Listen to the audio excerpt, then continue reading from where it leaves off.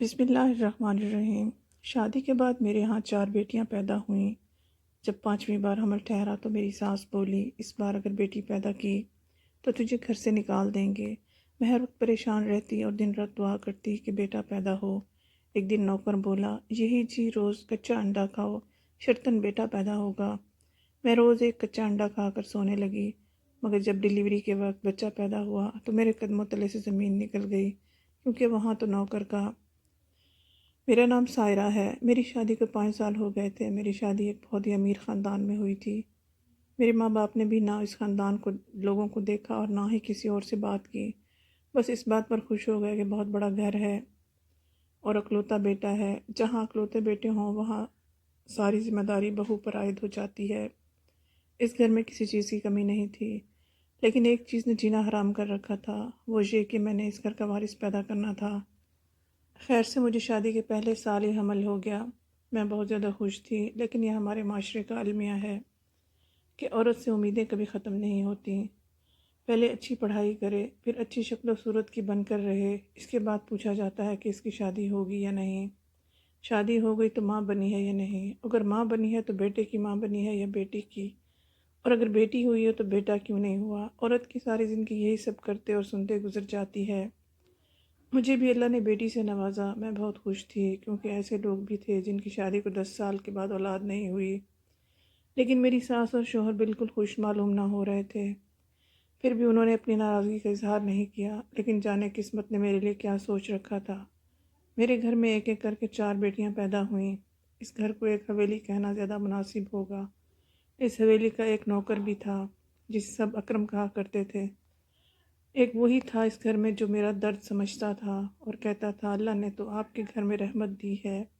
وہی اکثر یہ خبر باہر سنانے آتا کہ بیٹی ہوئی ہے، اور بدلے میں میرے شوہر سے تھپڑ بھی کھا لیتا۔ آخر 2 بیٹیوں کی دفعہ میرے شوہر نے باقاعدہ غصہ کیا تھا، مجھے بھی باتیں سنائیں۔ کئی ہفتوں تک ان کا موڈ بھی خراب رہا۔ اب تو میرا شوہر اپنی بیٹیوں کو پیار بھی نہیں کرتا تھا۔ میری ساس بھی ان کو اپنے قریب آنے نہیں دیتی تھی، ان سے خار کھاتی تھی۔ وہ ان کو ہاتھ لگائے گی تو ان کے ہاتھ پلید ہو جائیں گے۔ میں بہت پریشان تھی۔ گھر میں میری بیٹیوں کو ہر سہولت تھی، اچھی اسکولوں میں بھی جا رہی تھی، اچھا کھاتی تھی، لیکن کوئی ان سے محبت نہیں کرتا تھا۔ اس وجہ سے میری بیٹیاں بہت ضدی ہوتی جا رہی تھیں۔ اب تو میں نے بھی اللہ سے دعائیں کرنا شروع کر دی، 4 بیٹیوں کے بعد ایک بیٹا عطا کر دے، کیونکہ میں بھی چاہتی تھی کہ اللہ مجھے بیٹے سے نوازے۔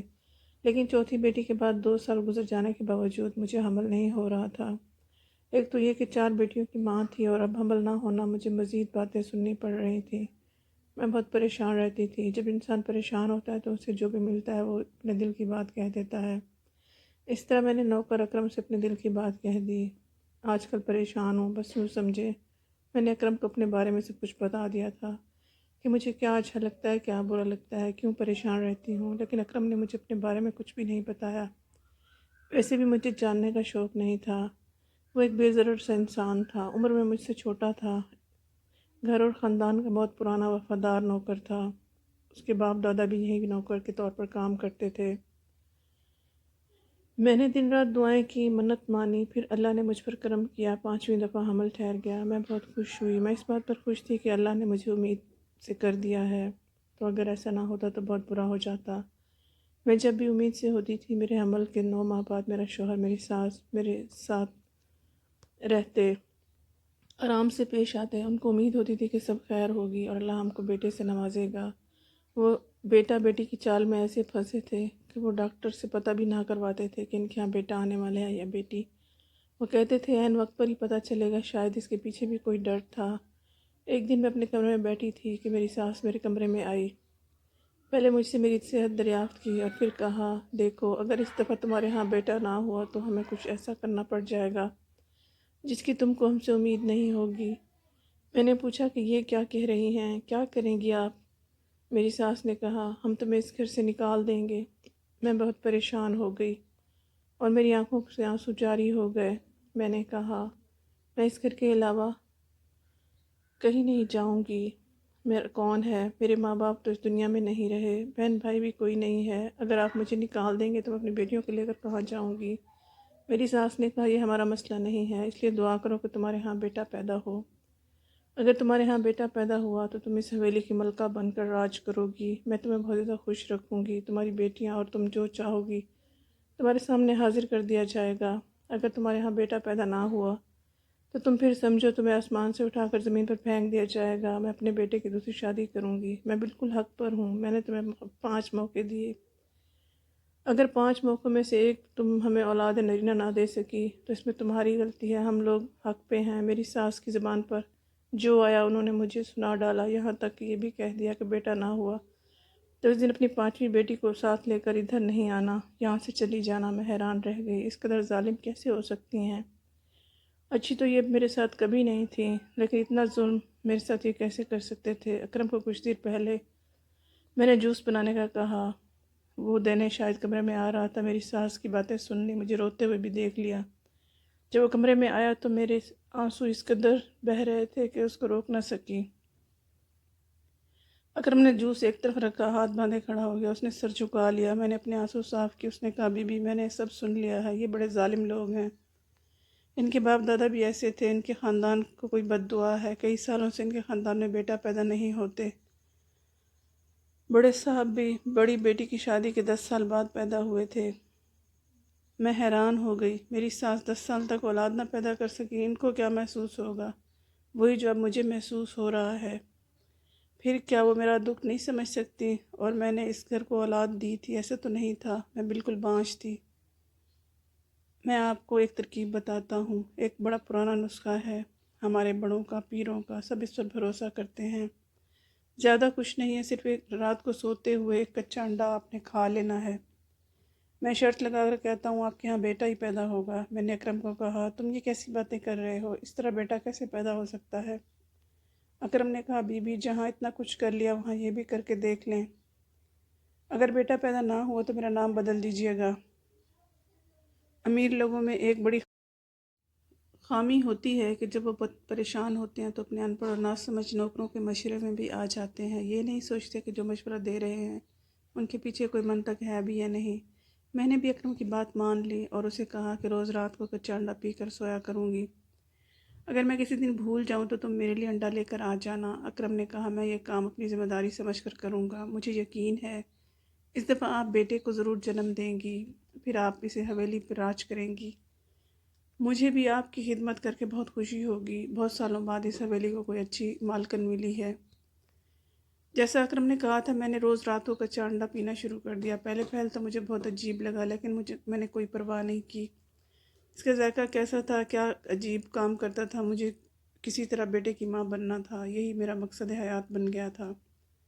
اگر میں کسی دن بھول جاتی تو اکرم خود میرے لیے لے آتا۔ میرے شوہر کو اس بات کی کوئی خبر نہیں تھی، لیکن ایک دن میرے شوہر نے یہ بات نوٹ کر لی، اس نے کہا کہ یہ انڈا تمہارے لیے لایا ہے، تو میں نے کہا ابلا ہوا انڈا ہے، آپ کی امی نے کہا رات کو دودھ کے ساتھ ایک انڈا کھا لیا کرو۔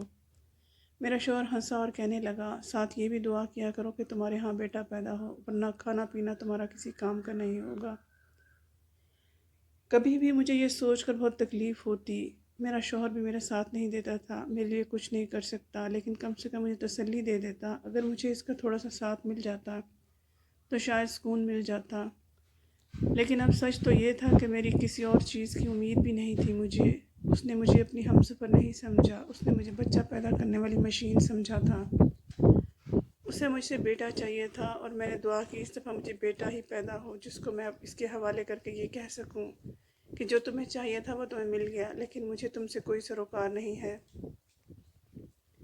ہم صرف نام کے میاں بیوی ہیں۔ میں اس دن کا انتظار کر رہی تھی، میں اسے یہ کہنا چاہتی تھی، میرے اندر ان 5 سالوں میں بہت نفرت بھر گئی تھی، میں نے پھر بھی کسی طرح سب کچھ برداشت کیا، کیونکہ میں بیٹیوں کی ماں تھی۔ سچ کہتے ہیں عورت کی عزت مرد سے ہوتی ہے، اگر وہ بیٹے کی ماں بن جاتی ہے تو اس کو زیادہ عزت ملتی ہے۔ ایک دن میں نے اس حویلی میں بہت کچھ عجیب ہوتے سنا کہ میرا شوہر غصے سے چلا رہا تھا اکرم کہاں ہے، پتہ چلا وہ گھر نہیں ہے، جانے وہ کہاں غائب ہو گیا ہے، آج تک کہیں نہیں گیا تھا۔ آج میرے گاؤں سے بہت ضروری دوست آ رہے ہیں، مجھے ان کے کام ہیں بہت سارے، کہاں بھاگ گیا؟ میں بھی سوچنے لگی آخر اکرم کہاں گیا ہے، لیکن وہ رات سے پہلے واپس آ گیا، اس کو میرے شوہر نے اتنا ڈانٹا، اس نے سارے کام وقت پر بھی کر ڈالے۔ جب وہ رات کو واپس آیا میں نے اس سے پوچھا تم کہاں گئے تھے، تو کہنے لگا بس میں کسی ضروری کام سے گیا تھا، مجھے صاف محسوس ہوا کہ وہ جھوٹ بول رہا تھا۔ جیسا اکرم نے کہا تھا، میں روز رات کو اچھا کھانا کھاتی اور ساتھ ہی اللہ سے دعا بھی کرتی۔ میری ساس اکثر لوگوں سے باتیں کرتے ہوئے کہہ رہی ہوتی، پھر امید سے ہے، بس دعا کرو بیٹا ہو جائے، نہیں تو اس کا قصہ میں تمام کر دوں گی۔ بہت جھیل لیا اس عورت کو۔ ایک دن میں نے اپنے شوہر سے سوال کیا کہ اگر اس دفعہ بھی ہمارے ہاں بیٹی پیدا ہوئی تو کیا واقعی آپ لوگ مجھے گھر سے نکال دیں گے؟ میرے شوہر نے 2 پل مجھے دیکھا، پھر اس دنیا کی سب سے ظالم بات کہہ ڈالی۔ اس نے کہا کہ اس گھر میں میری امی کا حکم چلتا ہے، اگر میری امی کہیں گے کہ تم اس گھر سے جاؤ تو میں تمہیں طلاق دے دوں گا، پھر تم یقیناً اس گھر سے تمہیں جانا ہی ہوگا اور میں تمہیں طلاق دے دوں گا۔ میرے شوہر نے یہ بات اس قدر آرام سے کہہ دی تھی، جبکہ میں نے یہ بات سن کر دل میں طوفان مچ گیا تھا، لیکن میں کچھ نہ بولی۔ اتنا کہا، ٹھیک ہے، جیسے آپ کو مناسب لگے، آپ کی زندگی ہے، آپ کی حویلی ہے اور اولاد بھی آپ کی ہے۔ ایک دن میں نے کچھ ایسا دیکھا، میرے پاؤں تلے سے زمین نکل گئی۔ رات کا وقت تھا، یہ وہی ٹائم تھا جب اکرم میرے انڈا لے کر آیا کرتا تھا۔